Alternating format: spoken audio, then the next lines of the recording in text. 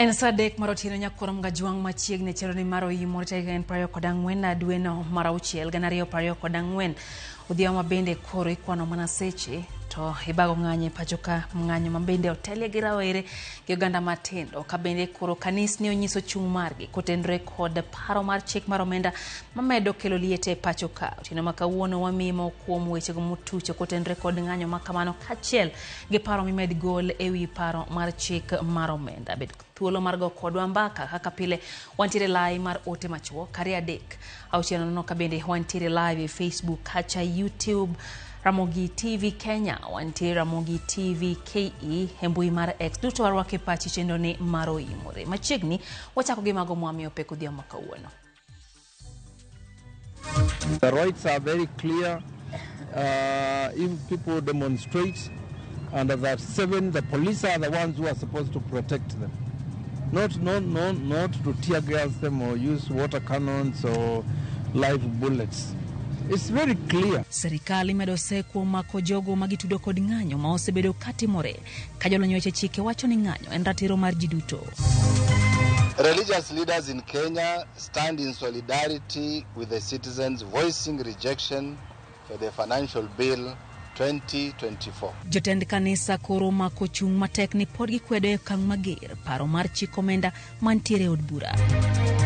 Vyombo vya usalama vya taifa la Kenya vitawalinda sehemu maalum ambazo zimelindwa kisheria kwa sababu ya usalama wa taifa, na maafisa wetu wa polisi watawaelekeza ni wapi na wapi hawawezi kufikia. Jatend migao mar arita Kithure Kindiki wacho ni joma biro betie ng'anyo makiny nyaka luw chik ka ok kamano to obila biro rakore kodgi.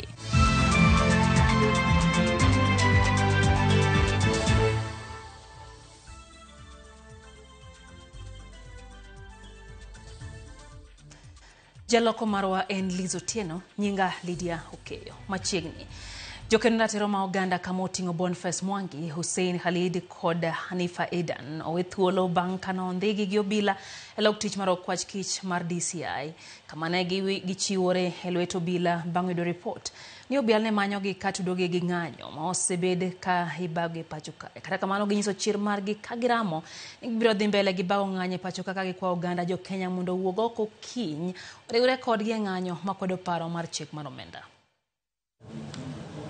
Nyamburko mano oting'o jokedo ne ratiro ma oganda Boniface Mwangi, Hussein Khalid kod Hanifa Aidan no ochopo Muthaiga.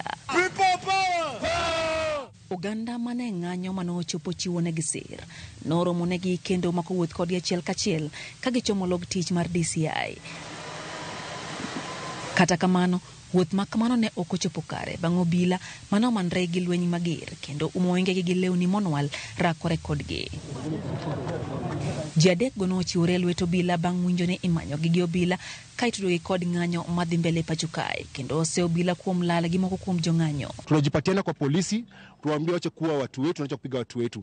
Last week on Friday they killed 2 people, but tomorrow we're back in the streets. We're asking everyone who is home, if you don't want to come to the streets, don't come to work. Kaa nyumbani in solidarity. Today we are presenting ourselves na pia kuuliza kwa nini unashikashika watu, and people are merely exercising their constitutional rights.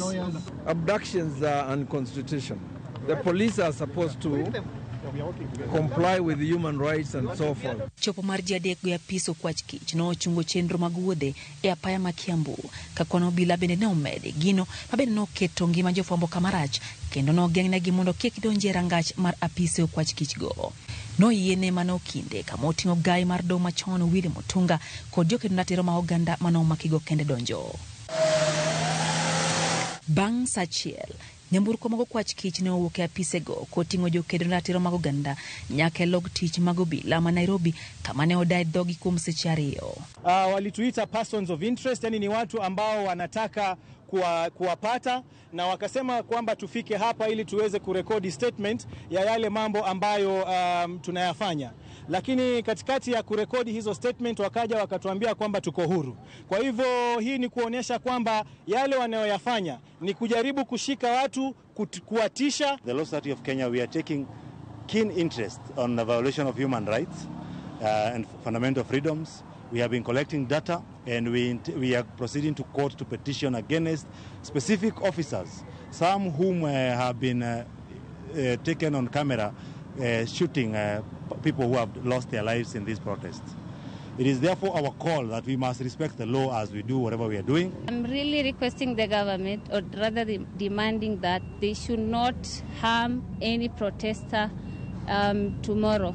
We're going to come out tomorrow in large numbers. Magete more seche marawere no bago ng'anye moko kuom bombe mapachoka kama oting'o Narok, Nyamira, Kisii, Kakamega, Lamu, Homa Bay, Bungoma, Mombasa kod moko. Kama okuomgi no chope yore mochomo od bura ka gikwedo kang' mamoko kuom jo od bura no kawo mar siro paro mar chikno. Dwaro kod duol podi medo gol mondo mi wethulo Shadrack Kiprono manondhi otieno ma piny orulgulo kawuono e kadak ma South Bay. Shadrack en achiel kuom jogo mosebedo kang'anyo ka gidhiro piny owacho mondo mi owit oko paro mar chik mar omenda. Nyaka sani onge ler mayango kama Shadrack nitiere. Tipo mag wang' dede CCTV mantiere oko mar magawa more kar dak ma South Sea nyiso kaka jal makene ratiro mag oganda Shadrack Kiprono mong'ere kaka Shad ne ondhi otieno ma piny orugo kawuono kendo soe nyamburko manowuok ng'wech kendo lal miru. Moko kuom jogo magin joneno ne oyango nyamburko ni kendo keto picha ne mbui. Shadrack en achiel kuom jogo mosebedo ka ng'anyo e pachoka ka gikwedo paro mar chik mar omenda mar higa ma 2024.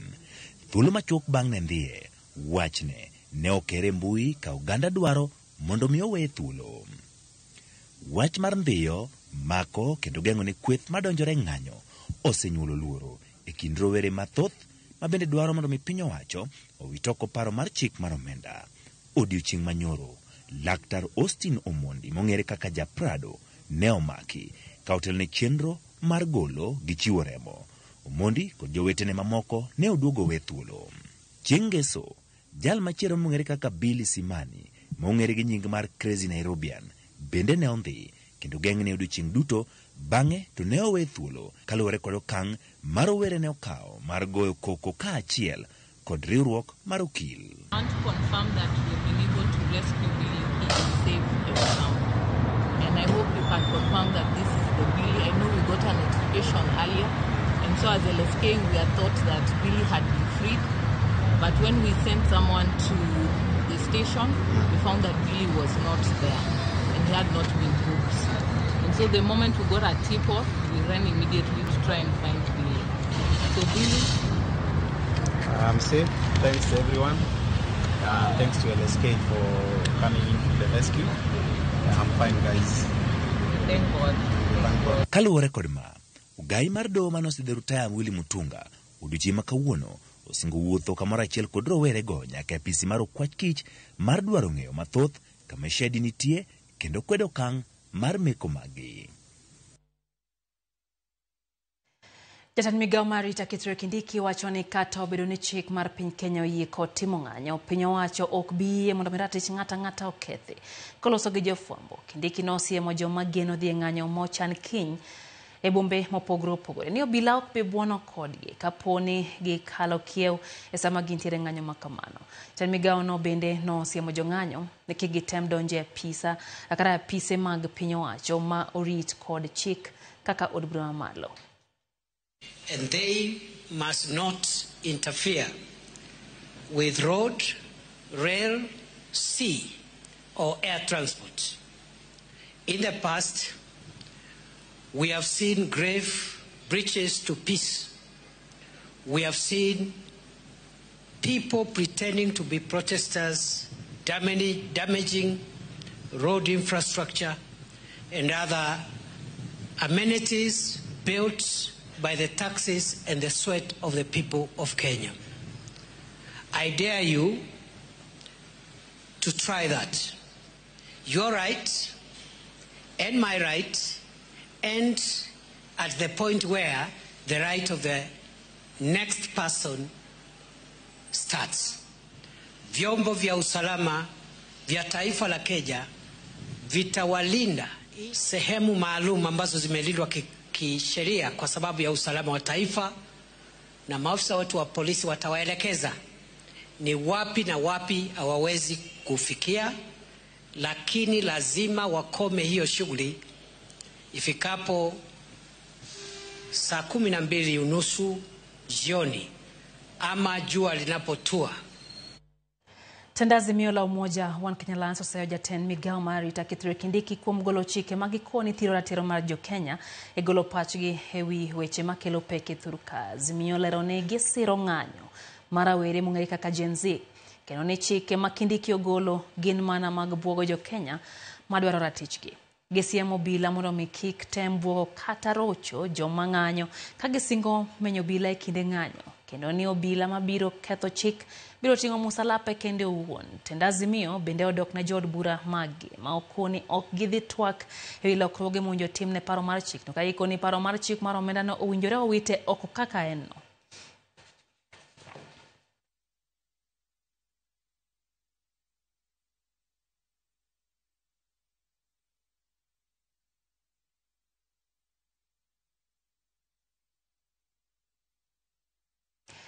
Sama wach paro mar chik mar omenda en mbaka ma koro dhi nyime gwenge ma thur ka. Moko kuom rawere okawo thuolono mar temo fuono gigo mane chik omenda no ka gitiyo gi dhogini mopogore opogore thur ka. Dwaro margi en chiwo nonro matut na jopiny ewi gigo ma nitiere e chik no, to gima omiyo bende ikwede. Rawere go tiyo gi lony mag mbui chiwo puonj ma kamago kaka jafwambo mar Juja Oko leronwa koya e kaunti ma Mombasa. Magi gin rowere manie gwenge mopogore kane jowuok oko mar temo fuono pend chike manie paro mar chik omenda higa 2024. Ne gichokore kendo temo loko pend chike go gi dhok mopogore pacho ka, to chutho mago mamulo japiny ma kawaida.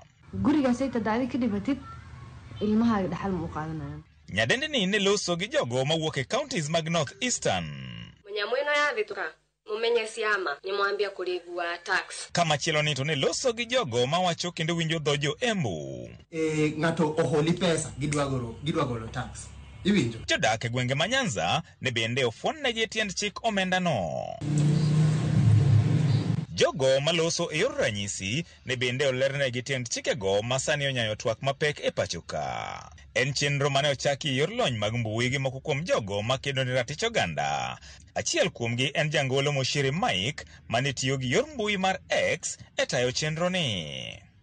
Kabinde ogolo kwayo ne jogo mawinjo dhokgo mondo mi owuog oko mar loko ne joma moko. Kilero negi bende gi dho ngere mondo mi gichwal oteno e yo manimba. Weche gi ne oketi grube mopogore kuma ne fuone tiendgi ewi midhieche makidek bedo kadiponi okadhe kendo puodhe kaka chik mapachoka. Ne kwandeo imbubefa kuilipi ushuru kila mwaka. Kopogore gi mano, yor mbui mar ChatGPT ne bende otigodo e lero tiend wechego. Ka Kelvin Ndemo e mbui mare mar X to ne okoni ng'ata madwaro ng'eyo matut motenore kod paro mar chik omenda no kaachiel kod chike mamoko to nyalo chwalo ire. Kuom ranyisi, ne adwaro yango matut ewi wach ushuru motenore kod weche mag alwora. Kaeto duoko ne onyiedhore. Magi gin mana moko kuom mijing'o ma jo Kenya tiyo godo e lony mag mbui mar neno ni weche gi chopo ne oganda duto gi dhok ma giwinjo kendo e yo ma gidware. George Aoko, Ramogi TV. Rawere mong'ere kaka Gen Z e boma ma Ugis obago ng'anyo ewi paro mar chik omenda ka gimako chung kar tiendgi ni tok jatend piny Kenya William Ruto wacho ni oikore mar twak kendo okawo pachgi ewi paro ma kamano. Giwacho ni jatend piny Kenya William Ruto ok en jadieri kendo gisingo mar dhi nyime kendo riwore gi jowetegi e kaunti zamoko e ng'anyo ka dwachgi maduong' en ni paro mar chik mar omenda magana 2024 okir oko. Matimore kinde ma ja od bura kata ma jo od bura pod dhi nyime gi twak kendo chiwo pachgi ewi moko kuom lokruoge ma gidwaro mondo mi keti tim ewi paro mar chik mar omenda.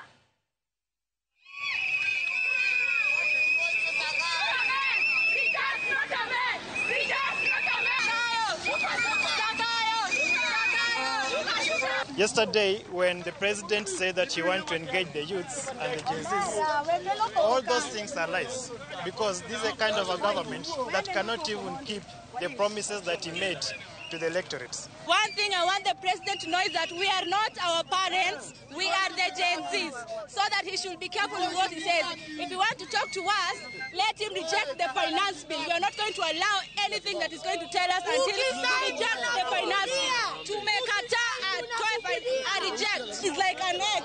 It's like a man we have dated before. We know the sequence. And it is going to be the same thing over and over again. We are rejecting the whole thing. We are not amending the thing. President Ruto, reject that thing. We are telling the president that we are not going to engage with him in any form of negotiation.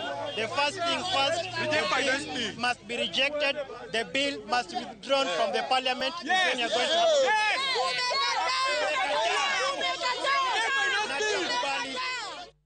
Maukom josiasa kotanegi jatend duond bura mar Movement for Democracy and Growth David Ochieng jiwo jatend piny Kenya William Ruto mondo me owinji ywak jopiny kod ote magichiwo ewi paro mar chik mar omenda mag 2024.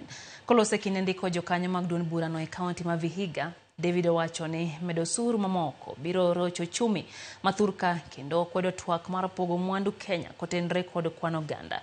Okoga na jo Kenya mondo mi oyier jotelo ma onge mibadhi kata kweda mag dhoudi mar ni mago gin moko kuom gigo moserocho chenro mapachuka moloyo to mago mag dongruok. Mimi kama David Ochieng mwaka jana nilikaa na rais kuhusu finance bill ya mwaka jana, and he convinced me that as a president, if we allow him to have his housing levy, if we allowed him to have the social insurance health system, if we allowed him to have NSF going up, he's going to build this country, reduce our debt. Na mwaka jana mimi nilipiga ndio. Mwaka huu sikutegemea kwamba tena tutapeleka ushuru juu. Mwaka huu nilikuwa nategemea kwamba tutapata wananchi nafuu. Tuambie kwamba mwaka huu hakuna finance bill, tunafanya mambo yanaitwa consolidating our economic policy. Lakini nilikuwa ni kama siko nafikiria vizuri. Nikaangalia ile finance bill ile imeletwa mwaka huu. Mimi nikasema kwamba ndio rais rafiki yangu. Rais mtu amheshimu sana, lakini mwaka huu nimesema kwamba Wakenya wapewe nafuu. Kwa sababu mimi nasema kwamba wiki jana nilipiga no, wiki pia nitapiga no. Kwa sababu gani? Kwa sababu kwamba tungependa wananchi wasikizwe. Riwruok mar kanisa NCCK onyiso chung' margi ewi paro mar chik mar omenda 2024. Gidola achiel gi kwedo paro mar chik no ka gilero ni ok mana rawere kende ma kwedo paro no to kata mana tamalo 80 mag Jokristo bende ok mor kod paro mar chik mar omenda ma giywak ni dhi medo osuru e thurkae. Kanise bende oseobila kuom tiyo gi teko mathoth e keyo jong'anyo ka gidwa ni telo mochung' ne ng'iyo kaka obila tiyo IPOA otim nonro e gima nokelo tho mar jong'anyo ariyo. Matho margi oseluongi e nying obila. Religious leaders in Kenya stand in solidarity with the citizens voicing rejection for the Financial Bill 2024. The Finance Bill 2024 has galvanized palpable citizens' political movement across the country, fronted by the youth, vehemently resisting the assertive push by the government to pass the infamous bill, which is set to introduce punitive taxes. This is not a push by the youth alone. Over 85% of Kenyans stand in solidarity with the youth, and we firmly call for the withdrawal of the Finance Bill 2024.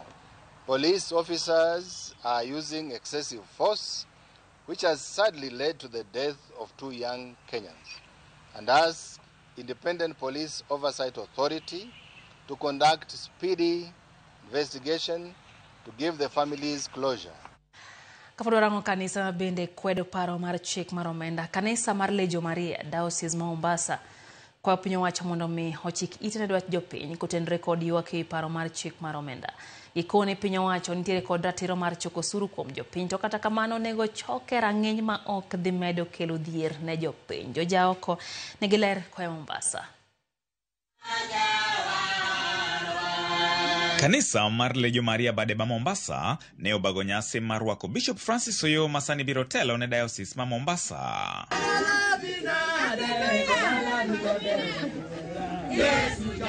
E nyasino mane obagi e kanisa mar St. Francis Cathedral e Likoni, Bishop Oyoo ne oro kwayo ne piny owacho to chutho jo od bura mondo mi ochik itgi ne dwach jopiny e wi weche mag osuru. Ka Yesu ne piny ne wacho ni gi Kaisari nyaka mi Kaisari to gi Nyasaye omi Nyasaye. Omiyo wang'eyo ni osuru en gima nowacho, lakini nyaka serikal winjre gi raia. Kik serikal in raia ka nikech sama gihinyo raia to raia gi be moyiero emone mwayiero serikal mwakete kombego. Kambe mang'eny nyalo dar, ji mang'eny nyalo koso tich, joma tiyo ni joma pogre tacho mopogre nyalo riembgi.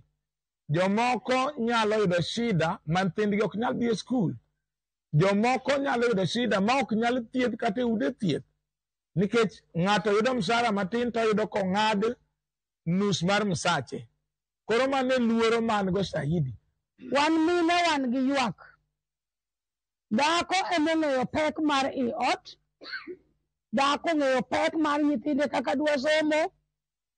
To waneno ka wan gi hinyruok. Nikech komede kaka nyithinde somo nwa koro onge.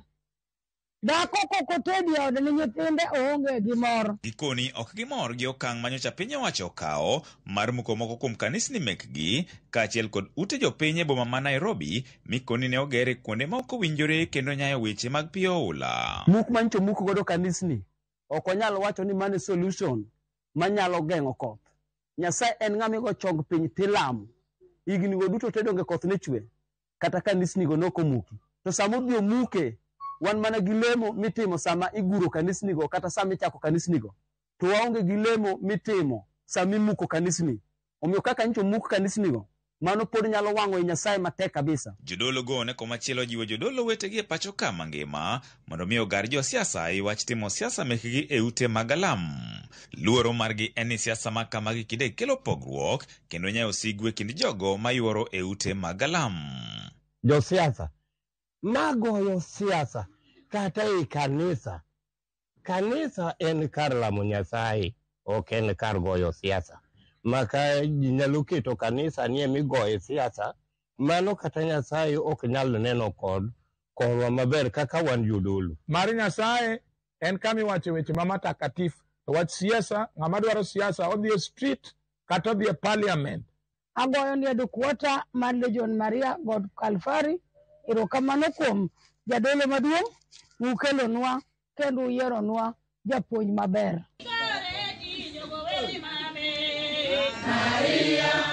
George Aoko, Ramogi TV, Mombasa. Migawo mar somo okwedo paro mar ni igolo chik mondo mi gol jopuonjre mondo mi odog pacho motelo ne ng'anyo ma ichano bagi e pacho kachakre kiny. Jatend migawo mar somo Ezekiel Mashogu mane lose kaunti ya Murang'a okoni yweyo madundo winjo chakre tich adek mabiro e kinde ma jonyuol nosechako ng'ur e wi wach mar ni oornegi ripode mondo mi gikaw nyithindgi kowuok e skunde. Jafwambo marwa Judith Thomondi ntiere kod ler mathoth. E apaya kod bombe ma opogore e pachoka, jopuonjre oting'o sikegi bang' jopuonj madongo gologi motelo ne odiochieng' ma owinjo gidogi e pacho chakre tich adek mar jumani. Motelo ne ma jonyuolgi koni ne giyudo ripot kowuok kuom jopuonj madongo mondo mi gikaw nyithindgi. Tumepata message ya kwamba kutoka shule wanafunzi watarudi nyumbani on Wednesday ambao ni hii wiki. Tena kufika chioni tunaambiwa maandamano iko on Tuesday. Itabidi watoto walegee nyumbani siku ya leo ya Jumatatu. Wenye watoto wale wanaenda Isiolo wengi wana fare juu walikuwa wanatarajia kwenda nyumbani leo. Sasa wanatuomba simu tupigia wazazi wao wanawatumia pesa ya gharama ya kwenda nyumbani. Thoth jonyuol ma otwa kod Ramogi TV koni en kinde manyaka koro jatend migawo mar somo Ezekiel Mashogu par kaka obiro tayo migawo no maonge midhiero magikoni oseduoko somo mapacho ka chien ahinya to etamni. Kitu imeleta hivi kwa nchi yetu ya Kenya, watoto wamerudi nyumbani na juzi ndio wameondoka nyumbani kwenda kusoma shule. Hata tunalipa school fees ambayo haina maana kwa shule. Wewe Mashogu unapea watoto likizo ndio ovyo ovyo, hata watoto hawana gharama, wengine wanapotelea kwa barabara, wengine tunasikia sijui wamelala kwa wanaume. Sasa unatusaidia ama unatumaliza? Kama ajipangi sisi tutampanga, na tunaomba Rais Ruto alete waziri mwingine yule ataweza kuendelesha elimu yetu. Hawezi interfere na curriculum activities. Akienda akilala usiku anasema nimesema watoto waende nyumbani kesho. Jatend migao mar somo Ezekiel Mashogu kata kamano okwedo golo chik mondo mi jopuonjre go gol motelo ne ng'anyo ka okoni yweyo madundo ne owinjo chakre tich adek mar jumani.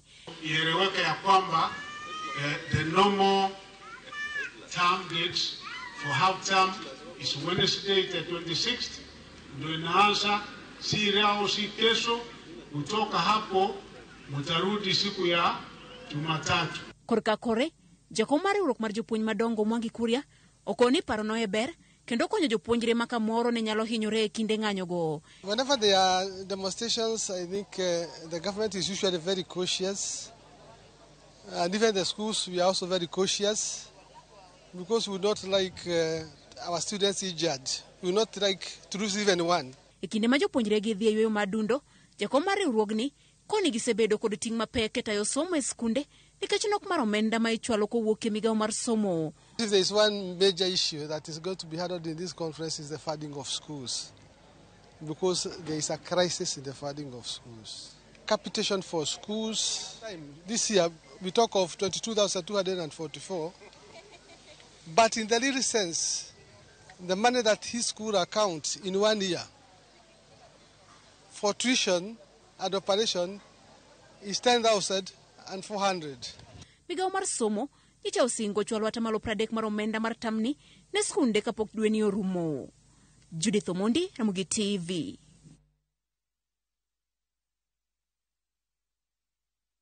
Kanisa mar Anglican koro chiwo kony mar chiemo ne skund sekondar Mat Yaitia e kaunti ya Baringo. Madhi konyo skuno dhi nyime gi chenro mage nyaka giko mar tam. Matimore kinde mane ichano lor skuno kaluwore gi nok mar chiemo kirango gi kwan maduong' mar jopuonjre mathoth gi wuok e kuonde jot mag ji mamonj odare miechgi kendo jonyuol gi onge kod yuto. Jata chenro kanisa mar ACK Baringo Gladys Mung'are wacho ni gichiwo kony mondo mi jopuonjre oyud yot ka gidhi nyime gi somo mage.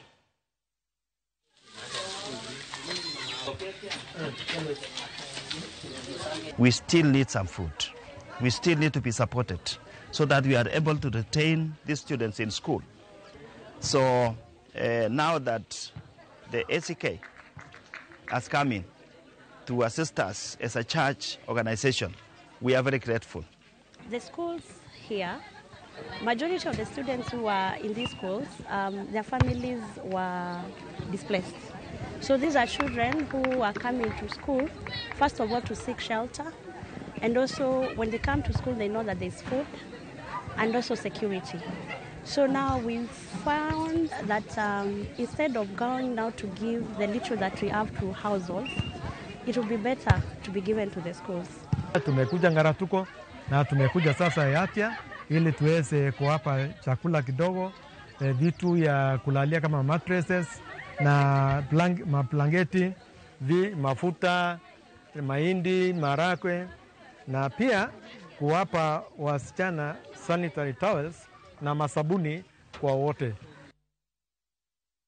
Deken prario kod aboro bang' sa adek marotieno chenro en oimore nyakora Mgajwang'.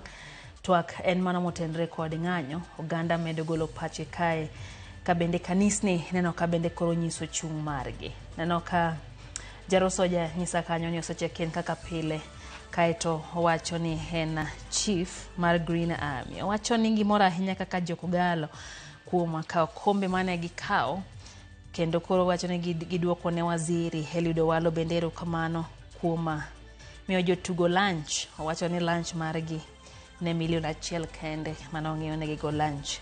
Wachiwo puoch gi pak ne kogalo kanyo kotene kanyo gi jaro soja. Ano bende mine plot mar Ndiwa wacho ni entie kodwa e chenro kendo wacho ni omor gi Ramogi TV kaka manyone gi weche go matimore e piny Kenya. Ma bende singo mwamiyo tino makawuono ni kinya wana menu mago mane otuchi ka bende ibrone ka thoth oganda wabuono ng'anyo odiochieng' makiny kata kamano sirikal bende pod ogo matek negi brono na Rita Oridore. Ote mar Jakom Gideon Midega Nyakwador Kawuodo Yoma Ogango kantie Kisumu wacho kacha ni ndalo mane buoge jopiny ne osekalo kendo jo Kenya antiere kod ouru mar ng'anyo kendo ndalo mar buogo ji bende ne osekalo miyo sirikal owe buogo ganda jo Kenya. Antie kagi ote mar obila Shemotho wacho ni Kenya dwaro mana lamo. Obila otemo ritra tich rawere mang'anyo kata kagi ng'anyo bende ratich oganda bende nyaka koro ng'i mondo mi ji ng'anyo yo makare. Obila Shem paro ni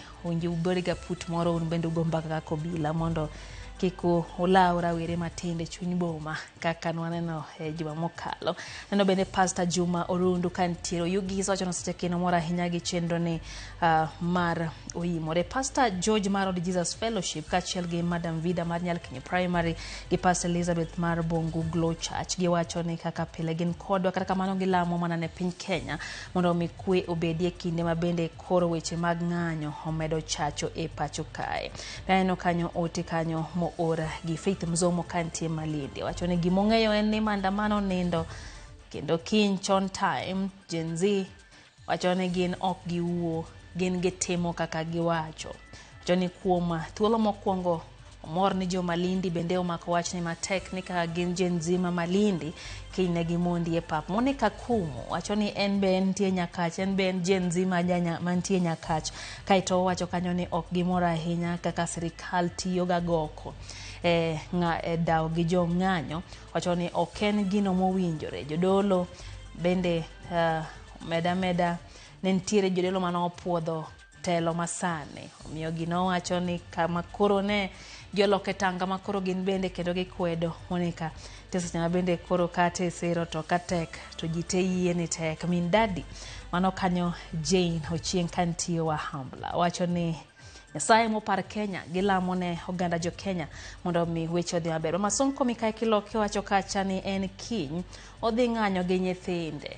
Wacho ni firimbi oseiko nikech piny tek kendo gidwa ni mondo jatend piny Kenya winjo ganda duondo ganda jo Kenya ok mana jo matindo kende to nyaka jok madongo. Kajus Jakoduol kantie Sakwa Bondo wacho kanyo ni entie gi min gi kod nyithindgi giketo wangi weche matimore e piny Kenya. Wycliffe Oluo wacho ni embe entie kodwa kaito engineer Lazaro Kanyambok wacho ni sani koro luoro donjo ne security officers banka gisefwenyo nyaka nyithindgi kod nyithi jodito maggi nyithi jotelo bende entiere ng'anyo ni motisi ni mar Gen Z. Wacho ni gini okoyot kaka ne giparo entiere kodwa koya Kariobangi oluongore Njamaguje Kanyada East. Rafiki Walegala Kabiero wacho kanyo ni embe entie koda kachiel gi Flozianet Gopondo Marombo giduto gi moro gi chenro ni. Aneno makosore Fredrico Umato wacho ni Ramogi TV lero wuoro kaka wich teko mar sirikand Kenya tiyo oganda jo Kenya. Chik kolosi tiyo nyaka gi ne ng'amo lose omiyo jod bura wadhi mana romo godo piny ka giduogo kwa ombulu.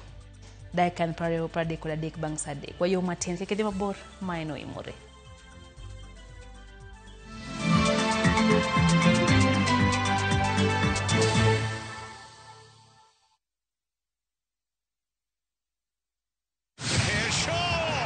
Miaka minne ya kujiandaa, miaka minne ya kujua ni nani mbabe wa kandanda bara Europa.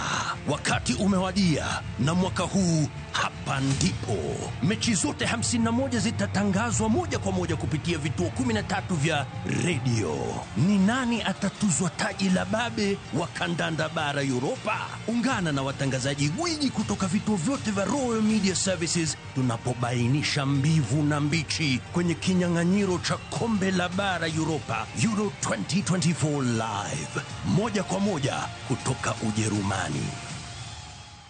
Shikisha Mili na Euros with Shabiki.com. Not for persons under the age of 18. Authorized and regulated by BCLB license number 587. In the battle against pests, it's time to strike back. Raid Spray strikes in seconds for instant kill. Kills all doodles dead. From SC Johnson, a family company.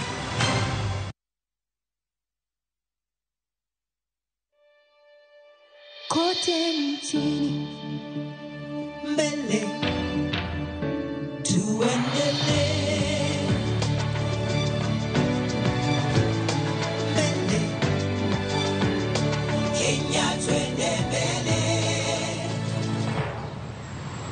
Kenya, twende mbele.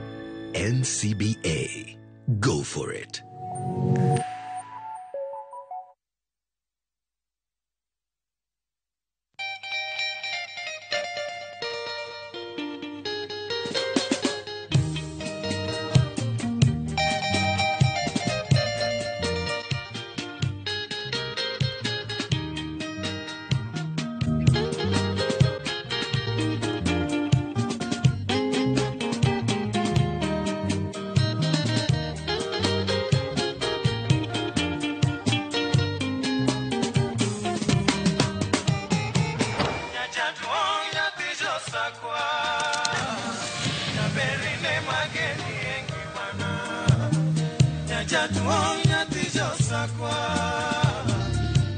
Radio Ramogi, Cartoon Jaluo. Radio Ramogi.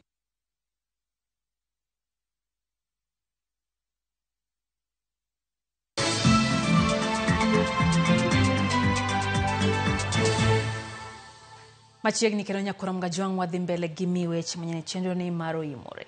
Apisa maromo 121 e kaunti ya Machakos ochung e tich tok fwenyo ne gin kod oboke mag somo mabandia. Jagoro mar kaunti no Muya Ndambuki wacho ni board mar kaunti osebedo katimo nonro e jotije 518 mag kaunti ya Machakos. E kindego apisa 14 bende nojoki karo chenro mag solo suru. Muya mabende ochung' ne jotend tije piny owacho omedo ni gisechwalo wach ma kamano ne obila marome gidhi nyime gi timo nonro kendo okawo negi okang' madwarore.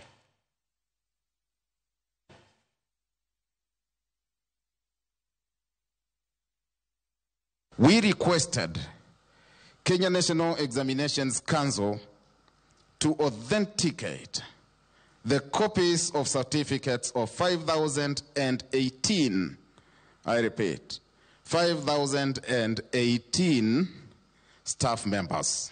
Upon verification, 121 copies of certificates were found not to be genuine. There is every indication that this number may go up due to cases under investigation by the same body on anomalies such as name mismatch. I direct the Chief Officer, Public Service, to within 2 days initiate the process of exiting these cases, these persons from the public service and institute recovery of any and all earnings by these persons as provided in law.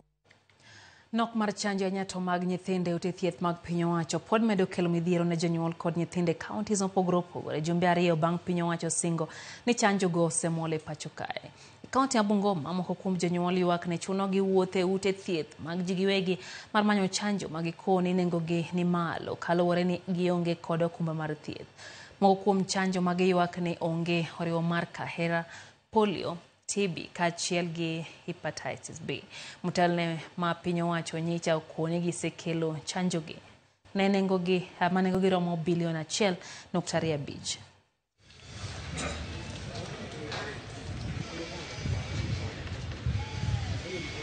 The problem we are having with the vaccines is that when we want to opt for the government, especially for the parents who don't have like covers or that financial capability to visit the private institution, when we go to public hospital for the vaccination, we are not able to get all the services that are needed. Sometimes you are able to get half of the vaccines, like KP.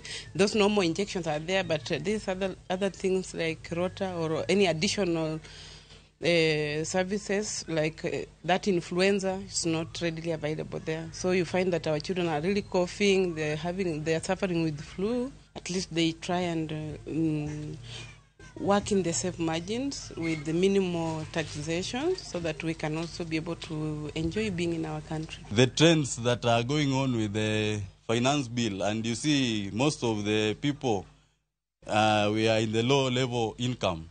I think most of the people will be affected since there is no that income generating agents that will help them, since the taxes that are going to be imposed will lead to people not going to the facilities. Anyola more gwenge mama hola ulawe sub-county malego songa ntiere kod midhiero tok lar mar nyathigi Fidel Onyango mama jagreda uchele skul primar mama hola. Wacho ni Fidel no wuok dala giko dwe mar abich to kwa rusa e skul mar dhi yudo thieth to bang' dok ot no ochako wuok kendo kwa poko fonyora ni entie kama nade. Fidel en jagreda uchele skul primar mama hola. Anyola mare koro kwayo mondo mi ng'ano monene ochiw report e tesendo bila.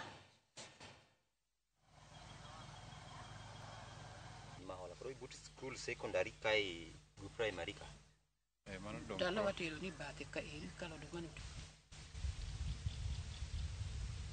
chieng no ne en chieng tich ang'wen to Fidel ne noduoko lunch kai ka Fidel noduoko lunch Fidel nodoki school koro ka Fidel nodoki school Fidel noduogo gi moso chiko kokwaru sai school no wiye bare koro ka oduogo to olonyo mna lepe mag school oweyot to bage mokao mari mabuge to kod ndiga koro ing'ena nduto te na onge nanu mwer kano oromo gi mosa achiel pod Fidel koduogo oromo gi mosa ariyo Fidel koduogo kane romo gi mosa adek tagocho ne Dan Fidel tanyisa Dan Fidel madhe gochnie madam ka Fidel dipo nodok ka madam kuma ne entie ero mama no gocho bo confirm no oongo kuno koro kiny ka pinyoru tadhi school adhe penje nyithindo manyo onegi kod Fidel nyo Fidel duwacho nwe kata nitie kamo modwa dhie neda Fidel nyo kwaru sanu ye bare to ok go bag korieyo dala koro kuma neno chike ok wang'eyo.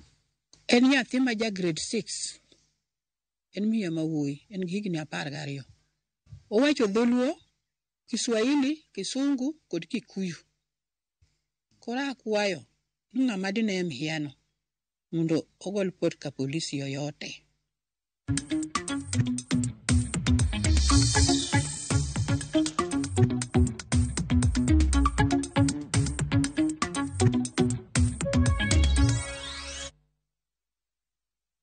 Ikruok mar piny owacho mar kaunti ma Migori e kedo kod midhiero ma apoya kaka mach pod kelo penjo mathoth malo duoko. Kata bed ni masin manego mach mar kaunti ma Migori no chope wang' sa mar nego mach manyomo chuny bomano ma Migori nyo ok onyal nego mach kendo nochuno mondo mi masinde nego mach mar kambi sukari Masono gino makoro miyo jopiny obedo kod to ewi ikruok piny owacho ma Migori e kedo kod midhiero matuch apoya. Jojo manigi ler koa e kaunti ma Migori.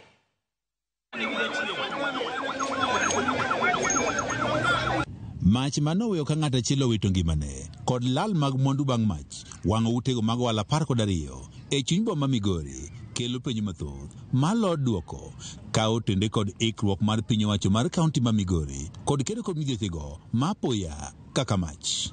Ne okawo jogo mane nego mach mawuok e piny owacho mar kaunti ma Migori kinde malo seche 2 mar nego majno. Oganda manochope konyo nego mach kaachiel kod reso mwandu ne oywak ni ikruok mar kedo kod midhiero mag apoya ma oting'o mach e kaunti ma Migori pod ni piny. Tunaombi kwa serikali kama ni gari ya maji wangeweza hata kuongeza ikuwe 2, ingekuwa 2 ingezima ile moto. Kawaida sara ingekuwa juu sana. Serikali mar kaunti marwa ni temuru mondo mi kaunti obede kata mane geche manego pi manto manego mach gibede kata geche 2 kata mana 3 nikech de gibede geche kata 2 kende to majne gigewa kata mwandu magwa majosaka mang'eny doko wang' gari obiro pi orumo mach pod ne liel kore kodok omo pi a distance manome pi really define ni kodhi moduogi damage setimore marom nade. Jogo manego mach wuok e piny owacho mar kaunti ma Migori ne ochope wang' sa mana ka mach ne ochakore ka penjo maduong' en ni jogo manego machgo ema ne onge kod lony moromo koso masin manego mach ema onge kod teko moromo.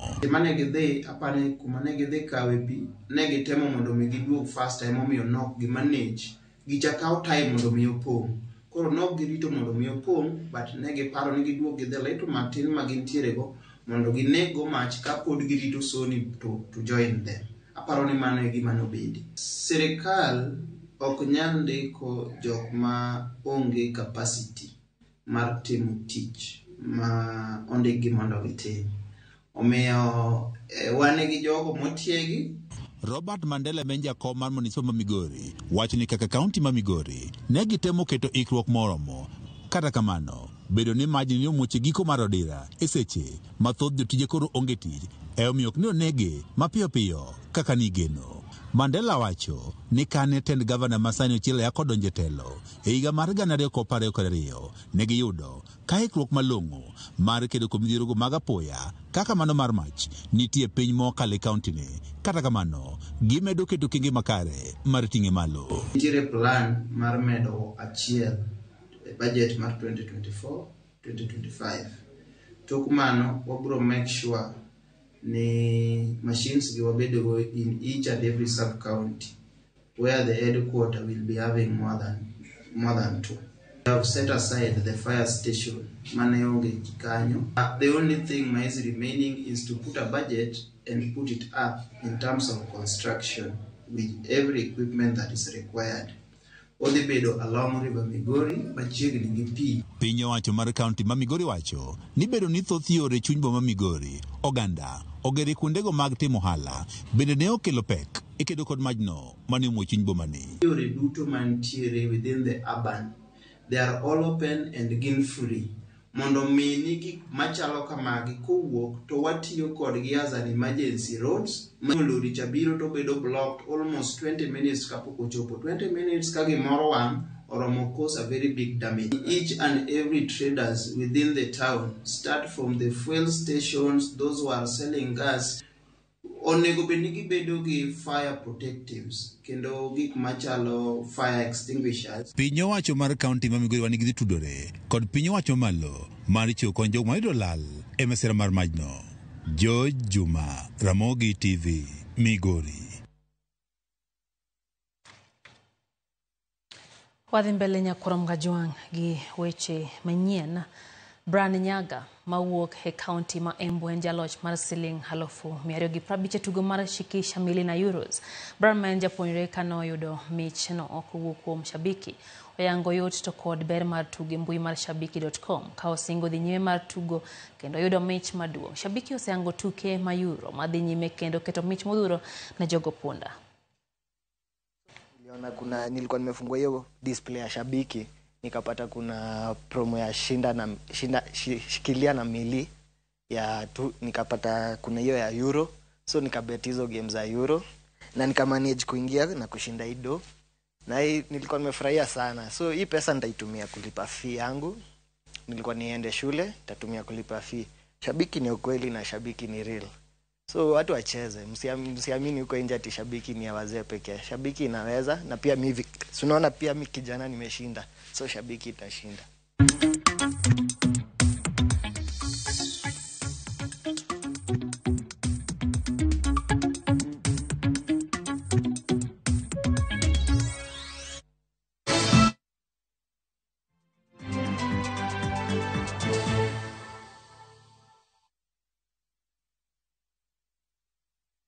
Hi there, I'm your new friend Panda from Paokwa. Come along for our adventure today as we take you through the Hummingbird Tales. Kim and I are going on a camping trip with our Scouts troop. But first, Tilly, AJ, Kim and Pendo will explore some inspiring African stories. we will learn together about Dr. Rachel Masake. Can I ask you what you are good at? Maybe you can draw or run the fastest in your class. The little ones of all ages will continue learning as they watch the best content on the go only on Viusasa. There is so much to explore.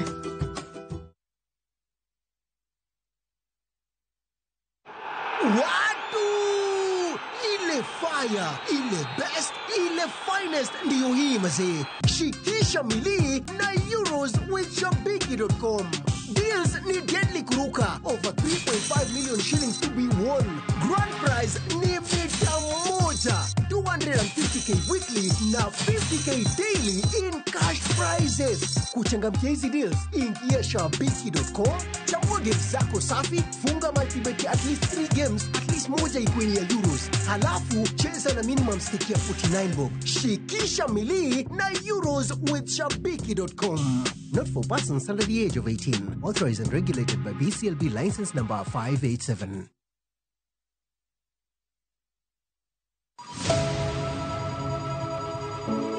Wuoth mar manyo chang. Wawuoth e piny mar thieth kokalo e wang' jogo mosedake. Thieth sani nitie Kenya ka, dakteche nitie, masinde nigo mwanyalo thiedhi michangi. Kata ibed jachiw thieth, kata mana jalno madwa ng'eyo gik matimore e sekta mar thieth.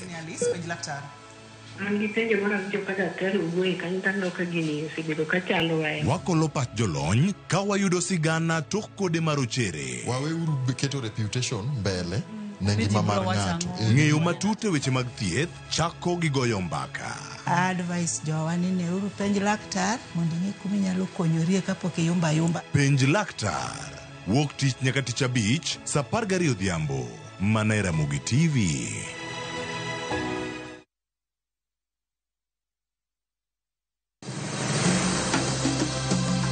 Nyakwar Ramogi, bende ing'eyo nonro mar gweng'u? Chakawine mano chako ya mulo. Kisumo en kama ne ji biro dwere. Kiate dogo ni biro sumo. Kata mana kaka ne ochakore. Chakruok mar got Ramogi nowuok Uganda. Kaluwore kaka ne Ramogi owuotho. Tich ariyo ka tich ariyo, Millicent Adhiambo. Machiegni e chendo mar ng'e gwenge wakatielo makawuono. Wakelo ni nonro mar gwenge yo Koloni kendo mi lere nyinge, chakruok kachiel kod humb gwenge mopogore. Kisumu nowuok kuom nying mar Kisuma. Ei manyaka kaendi, umbe landore kod ang'oa. We wawinj anena. Saa 3 otieno, mana e Ramogi TV.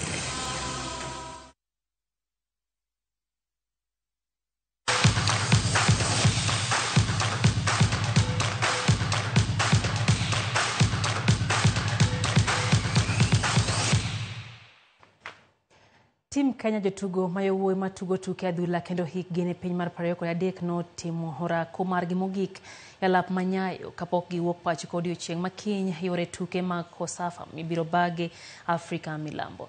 Emos Wanjala gi Aldrin Kibet matuduto tugo ne tim mar Nastic Sports Academy e piny mar Spain gin moko kuom jotugo mabiro ting'o nying Kenya e tukego. Ka pacho ka klab mar Gor Mahia golo jotugo mathoth. Kenya oket e Group B kama oting'o timbe kaka Zambia, Comoros gi Zimbabwe.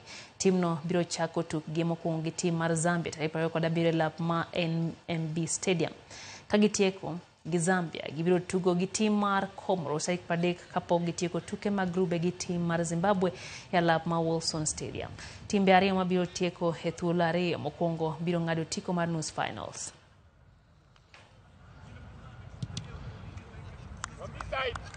A good opportunity because last time tulikuwa hapa hatuku ina nilikuwa tumekujia, so hii ni another opportunity. It's a great opportunity, so ni furaha.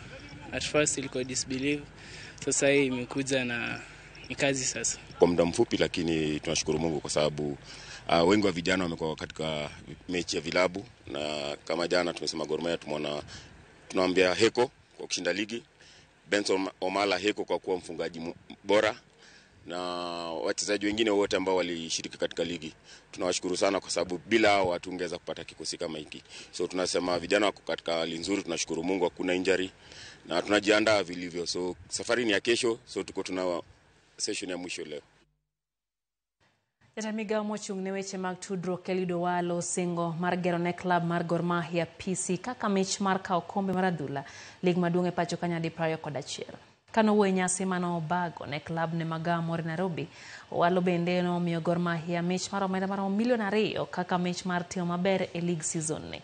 Bende okwayo jotugo mondo omi obed kanyakla kuom higa achiel kinde ma klab notimo ikruok ne tuke CAF. Jakom mar Gor Mahia Ambrose Rachiero chiwo singo makende ni Kogalo biro tuke mag CAF ka chendo duto giseketo mane one rochruok mano obedo season ne ok obede kendo. Kocha mar Gor Mahia Jonathan Mkisri bende nogoyo riti ne jotugo.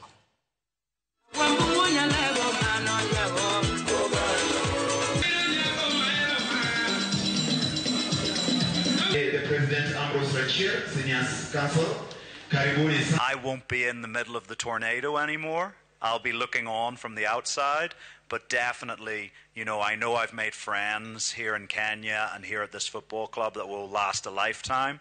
So I just want to say thank you for the opportunity. We are going to Africa. We will go. You journalists spreading malicious things, we are still going to go to Africa.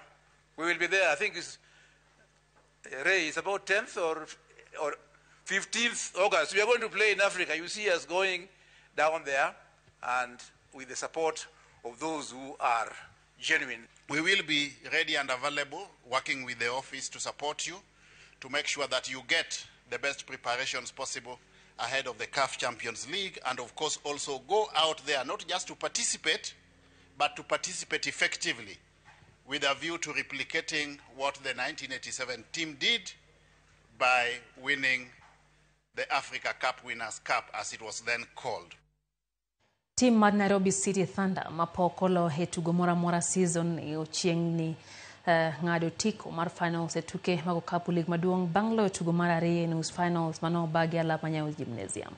Thunder no loyo tukgi mar ariyo points pa ochel kodo chiko kuom 69 banglo tugo mokwongo mar nus finals points pa biro kodo chiko kuom 77 kinde gi Jobengi.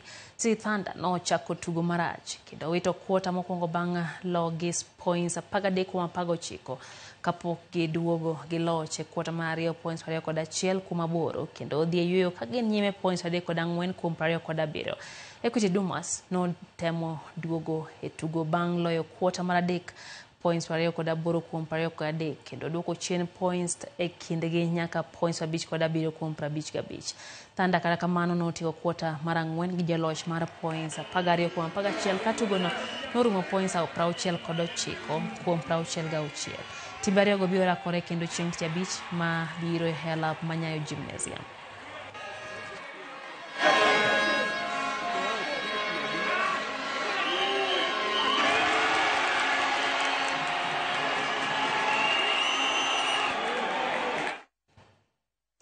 Kambi mtokni mar CFAO Mobility Kenya osiro team Kenya gi mtokni auchiel motelo ne tuke mag Olympics ibiro bagi boma Paris piny mar France e kind 26 dwe mar 7 nyaka 11 dwe mar 8. Team Kenya matimo ikruok margi ne tuke mag Olympics biro yudo bases ariyo e kind mtokni auchiel go kama koro biro konyo timo team no bedo gi yot mar wuoth e boma Paris. Kawuone nyasi mar keto kogne winjruok makamano. Giriwruok matao tuke mag Olympics pachoka NOCK.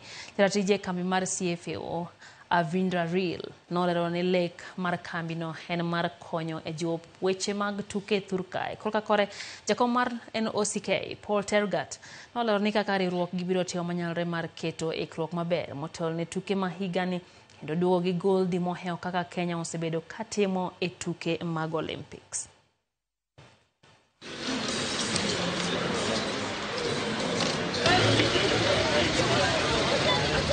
We are proud to announce the sponsorship of 6 vehicles in total, which are 2 buses, which are 37-seater. We've got 2 Toyotas, 1 VW, 1 Suzuki, and that is really what I was actually talking about, is we are a multi-brand company, and we are able to meet all the needs of the Olympic team and of the individual customers that we have. From our end, we want to make sure that these Olympics will be like no any other Olympics that we have been participated before. I think from the athlete side, they know that we have all done everything. So we want to make sure that with the support that you have come, we are truly an honor for us that we appreciate this partnership. And as you have said, that we are not only maybe for this year, maybe for the other years maybe to come, this partnership will not be just for these Olympic Games in Paris.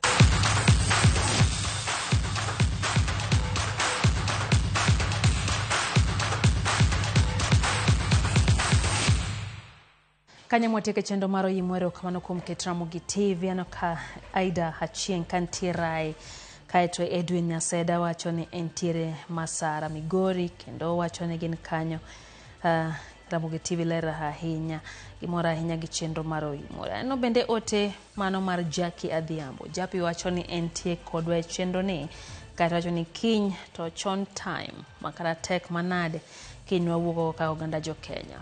Mano Jackie. Benda Charles bende wacho kanyo ni en tieko do tio mos ne jo Migori moyudo lal e yor mach. Wacho ni ngima sani tek kamano kit masira ma koyudi to en asara malit ahinya. Benda Charles wacho no ko mos mage ne oganda go kara johala moyudo lal e kaunti ya Migori. Samuel Oyugi mar Oyugis wacho ni nyaka vaccine sani shida e counties. Wacho ni oganda kale weche matek koro pache moro otemo paro kaka oganda mantiere gi tuo kata machalo kaka mag kansa temo.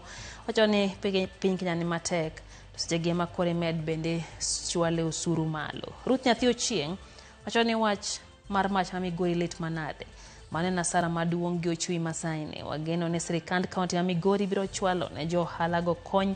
Wacho kanyo no go ne gimos entiere Umoja Inako e kaunti ma Nairobi. Eno bende ote mar Makosore Frederick Ouma. Wacho ni entiere Nyamira National Polytechnic. Ramogi TV ler kendo wacho ni en ready mar ng'anyo odiochieng'no makiny. Kendo bang' mano dwa ni gibed kanyo gi paro mar vote of no confidence kaka oganda jo Kenya.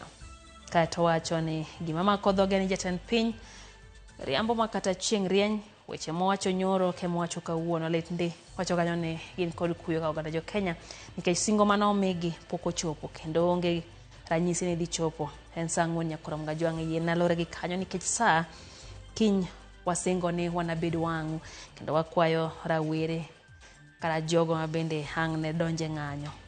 Wasaneno kako bila timore gi oganda jo Kenya. Kuom mano ng'any kitang' kendo ibeda kicha nikech bende segolo siem kaone gi sirikal ni nitie kuonde ma ok bi yiene oganda donje. Kata kamano chik ma pacho ka oyieni ng'anyo tamane ng'any kibeda kicha kaluwore gi kaka chal mar lwasi chalo e pacho ka. Oninde makare nyinga Lydia Okewa. Wasebedo kanyo gi jaloko marwa Liz Otieno.